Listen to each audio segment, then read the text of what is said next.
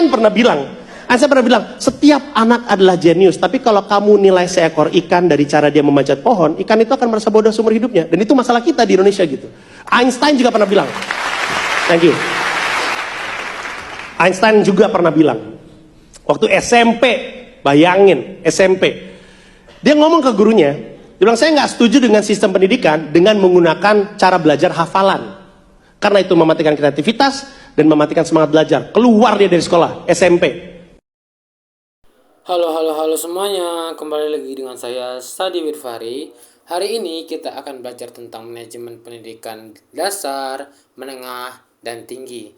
Karena kurikulum kita ini masih diambang antara mau maju atau tidaknya. Maka dari itu, mari kita bahas dari dasar terlebih dahulu. Diperhatikan ya semuanya.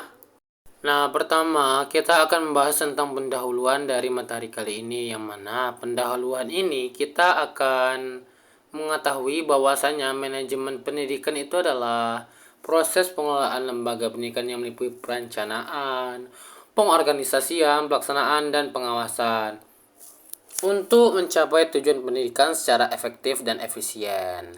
Langsung saja kita akan masuk ke manajemen yang pertama, yaitu yang dasar.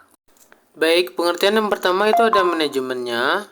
Yang kedua ada menurut Kementerian Kebudayaan, Riset dan Teknologi, serta pengertian manajemen pendidikan itu sendiri. Dari pengertian manajemen, seperti yang kita tahu, itu berupa perencanaan, pengorganisasian, pelaksanaan, dan pengawasan. Sedangkan pada Kementerian Kebudayaan, Riset dan Teknologi itu menyebutkan bahwasannya pendidikan dasar adalah jenjang pendidikan yang melandasi pendidikan menengah, meliputi sekolah dasar, sekolah menengah pertama, yang mana tujuannya ini membentuk dasar pengetahuan, karakter, dan keterampilan siswa.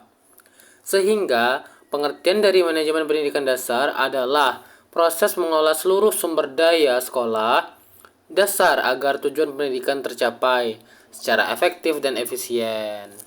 Adapun tujuan dan fungsi, yang mana tujuannya itu meningkatkan mutu pendidikan, mewujudkan pembelajaran yang efektif, mengembangkan karakter siswa, mengoptimalkan sumber daya sekolah, serta fungsinya yaitu menyusun program sekolah, membagi tugas guru dan staf, menjalankan kegiatan belajar mengajar, dan melakukan evaluasi dan perbaikan program ini.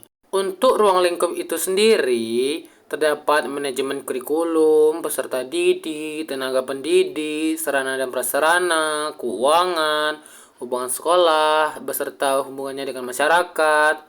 Itu seperti yang dapat kita ketahui dari sebelum-sebelumnya, itu adalah manajemennya. Adapun prinsipnya yang sudah dibagi menjadi 5, yaitu efektivitas, transparansi, efisiensi, akuntabilitas, serta kerjasama. Yang membuat hal ini terdapat pula tantangannya di pendidikan dasar, seperti kualitas guru belum merata, fasilitas yang terbatas, perkembangan teknologi, perbedaan latar belakang siswa, yang perlu sangat diperhatikan oleh pendidik nantinya. Nah, itu adalah beberapa penjelasan materi tentang dasar dari sebuah pendidikan. Selanjutnya kita akan move ke bagian pendidikan menengah, yang mana pengertiannya itu adalah sebuah jenjang lanjutan setelah pendidikan dasar yang bertujuan untuk mengembangkan potensi peserta didik secara akademik maupun vokasional. Berdasarkan kebijakan dari Kementerian Pendidikan, Kebudayaan, Riset, dan Teknologi Republik Indonesia, pendidikan menengah terdiri dari yang pertama yaitu SMA, SMK, MA, dan lainnya.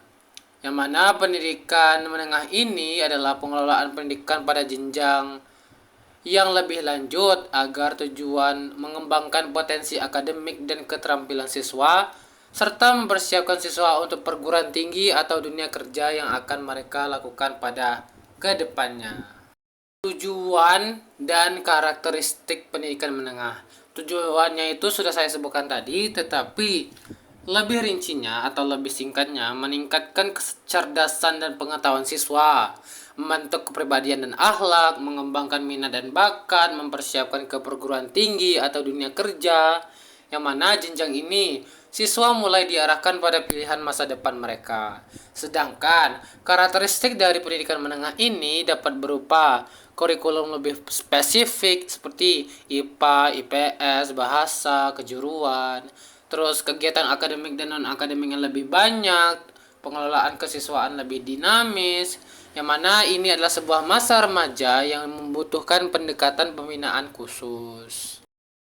Manajemen kurikulum, sarana dan prasarananya pun ada, yang mana di kurikulum ini pengelolaan kurikulum sesuai standar nasional pendidikan, penyesuaian materi dengan jurusan, integrasi teori dan praktik, evaluasi kurikulum secara berkala.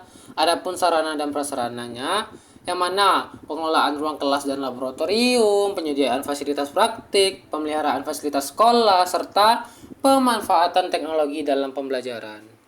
Pun tantangan manajemen pendidikan menengah ini, yang mana usia remaja, motivasi belajar siswa yang tidak stabil, pengaruh lingkungan dan media sosial, keterbatasan fasilitas di beberapa sekolah, serta kesiapan lulusan menghadapi dunia kerja yang sangat diperhatikan pada kurikulum manajemen pendidikan menengah. Dan yang terakhir adalah manajemen pendidikan tinggi, yang mana manajemen di level ini bersifat otonom dan memiliki struktur yang lebih luas karena melibatkan penelitian dan pengabdian masyarakat seperti seorang mahasiswa. Tujuan utamanya seperti apa? Yaitu menghasilkan lulusan yang kompeten secara profesional dan mampu mengembangkan ilmu pengetahuan agar lebih luas.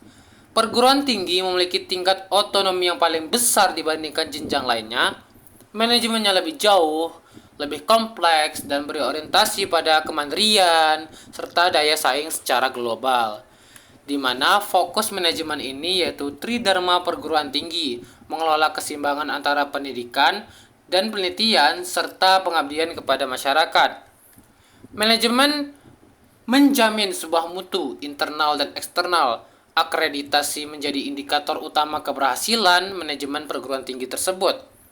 Sehingga otonomi kampus, kebebasan dalam mengelola tata kelola organisasi, keuangan seperti PTNABH dan akademik. Manajemen sumber daya manusia fokus pada pengembangan fungsional, dosen, dan publikasi ilmiah. Sampailah kita pada bagian kesimpulan, yang mana dari manajemen pendidikan baik itu dasar, menengah, tinggi, di berbagai jenjang tersebut adalah sebuah relevansi dan kesinambungan. Setiap jenjang memiliki tata kelola yang berbeda karena tujuan akhirnya pun berbeda, mulai dari pembentukan karakter hingga spesialis profesional.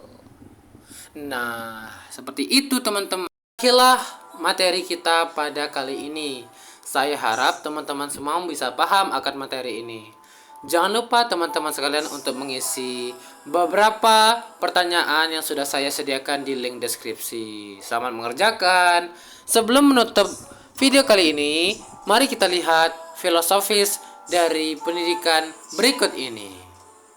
Pendidikan harus lepas dari model yang mengisi botol kosong. Pendidikan yang hanya terdiri dalam mendengar dan membaca teks yang sudah disediakan tidak mungkin membuat orang menjadi kritis. Pendidikan itu sebenarnya bertujuan untuk menggali bakat-bakat yang ada dalam diri seseorang. Nah, oleh karena itu, tetapi untuk membangun bakat itu, maka ada tingkatan-tingkatannya kan. Dari SD, bahkan dari rumah dulu, dari SD ke SMP dan sebagainya.